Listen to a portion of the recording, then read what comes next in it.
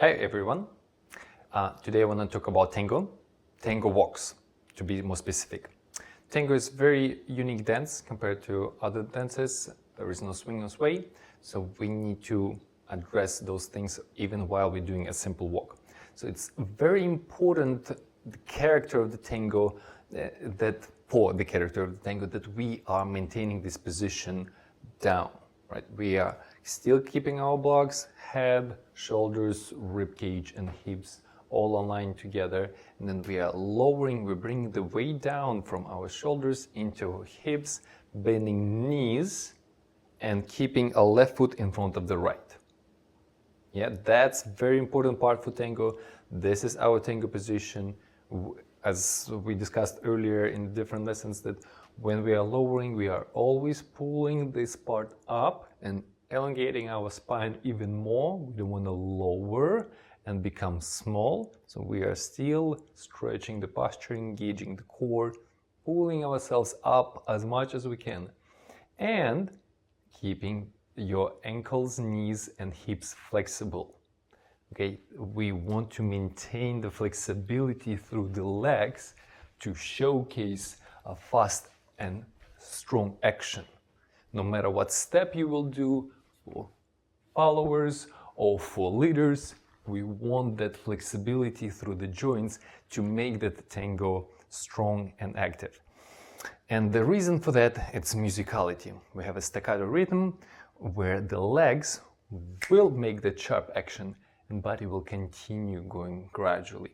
So we will spend more time between two legs. Okay, so let's begin. First thing first, alignment. Put your head, shoulders, rib cage, and hips. Bend the knees with the left foot in front. Half of the foot will be in front. So feel that your right toe, big toe, touches the middle of your arch. That's where it will be. Yeah, the guys can keep your feet slightly separately. Ladies usually keep it closer to each other, but the distance between the left toe and the right toe stays half of your foot. So we are bending the knees and creating this rotation, CBM action. So the right side and the left leg are ready to go. That's the action for that step forward. Okay, so first thing, got the posture, we are lowering from the shoulders into our hips. The knees are bending, and in order to create the step, we are keep that pressure of the shoulders down, moving the spine, opening the leg, step. Okay, how to produce that step to make it look like a tango? First of all, we are not sliding. There's no swing, we are not sliding here on the floor like in other dances. So what our leg will do, we have to replace, lift it and place it. It's important to notice that we're not gonna lift the leg very high up, but we still detach it from the floor to make the step. So that action happens because I have enough weight in my standing leg. That's why all those previous parts are so important, to keep the body weight down, keep yourself grounded in the right leg to make this left foot action. If I take my body weight too soon forward or keep it too far back, it's not going to be the same. Okay, so it's very important for tango, find that alignment, keep the body weight down, and when we start the movement, we are still keeping the body weight on the right leg.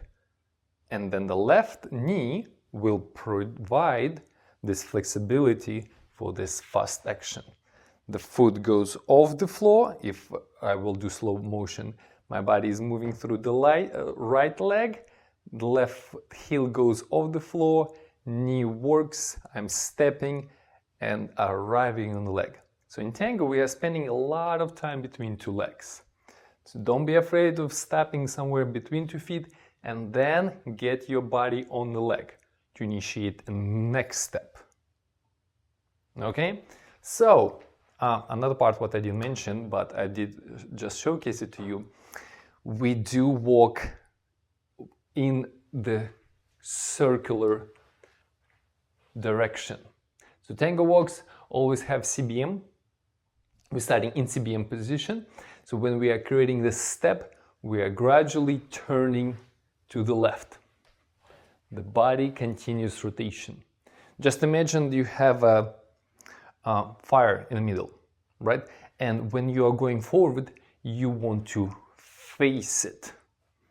Keep your rib cage warm with that fire. So the body continuously turning while you are doing this step. Okay? So let's do it. You got your posture, the head over the shoulders, and your body weight from the shoulders going down to your hips. Your knees are bent, left foot in front. We are creating the weight movement down, forward, and right side moves with the left leg. Slow. Next step. Body continues on the leg. And when my body arrives completely, my right leg goes off the floor and moves under my right side. Okay? Now, same thing, body arrives on the leg completely. Now, left leg moves with the right side in CBMP. Body arrives completely, right leg moves under my right side. Body arrives, left leg with my right side in CBMP. So when you have that left foot step forward, you see my left toe, it's turning to the left with that right side. Right foot goes forward and right toe still curving, right? We're still going with that center in mind under the right side. Slow. From here, it's important for you to feel that your hips have that flexibility, that we are continuing the movement and hips provide me with that rotation. It's not gonna be just the shoulder and legs will go somewhere else.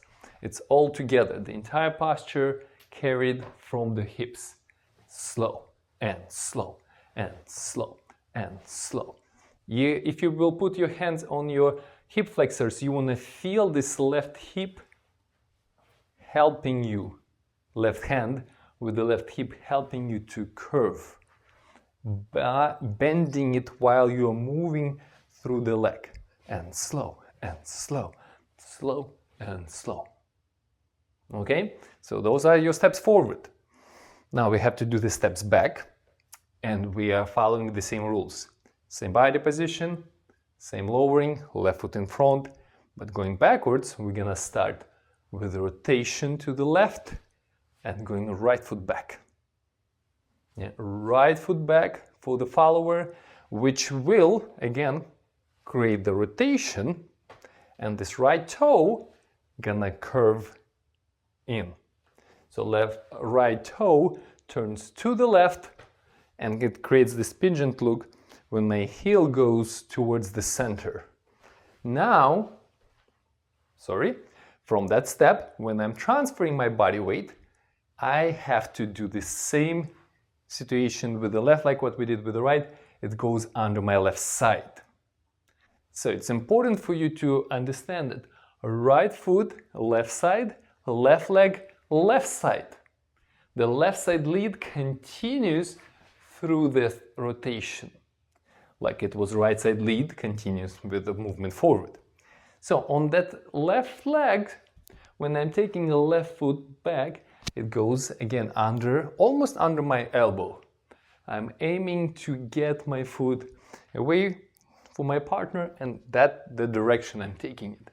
Ball of the foot, when I'm changing my body weight going backwards, you have to again continue bending your ankle, knee, and the hip flexor to make that next step. So let's do it. You're preparing yourself, way down, bending ankle, knee, and hips. Now we are starting with the right foot, so it means a left side and left hip gonna help you to make the first step. Next step, we're taking, after you place the foot, body is arriving, and the front toe releasing the floor. And we need to lift the toe off the floor, and the back heel gradually goes down. Now, left leg continues to the next step under my side. And we'll repeat the same action here. The front toe goes off the floor, back heel goes gradually down. We're not gonna put it down immediately or keeping it up on the toes, so we are still using our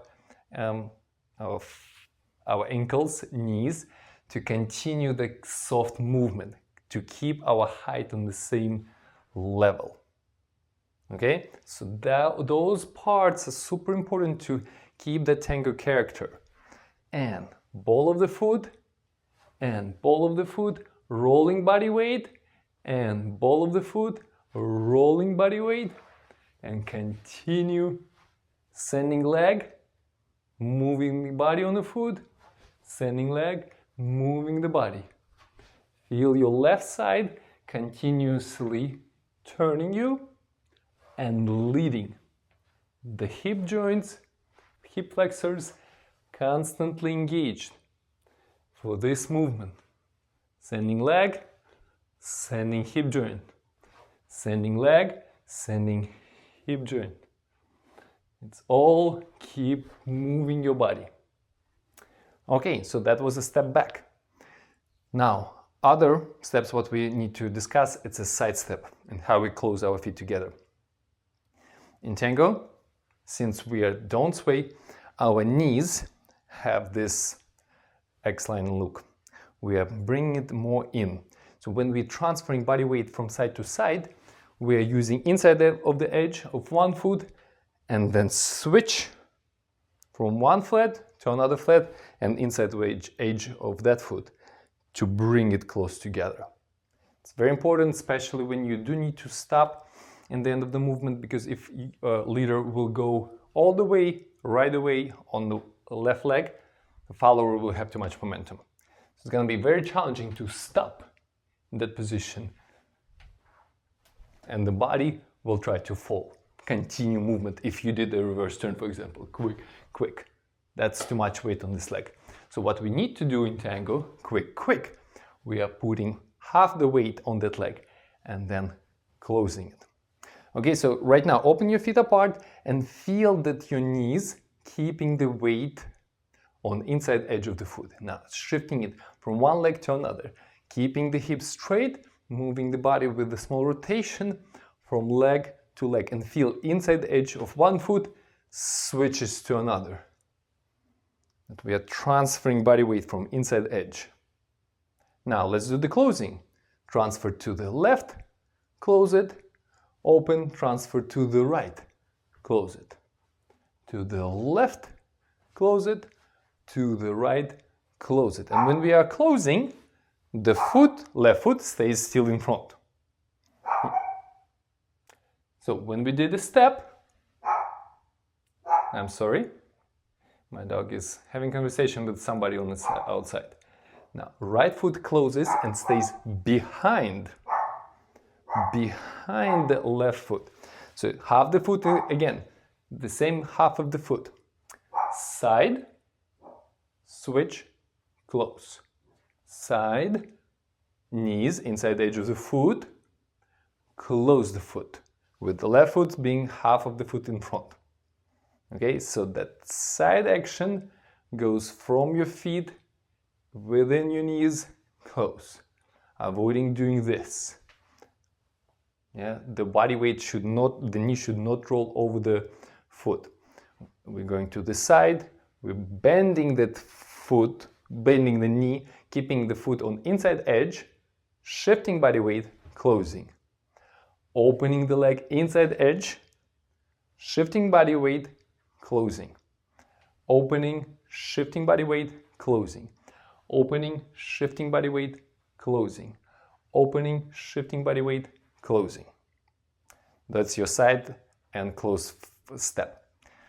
Every time when you're dancing tango, you want to feel the body weight down to create the correct action through the step. So the shoulders weight is down, you're going side and closing, or you need to take a step back, you still want to keep that body weight from your shoulders down, bending the knees, creating the staccato action with your legs that allows you to move it fast, keeping the hip flexors flexible so you're bending side close.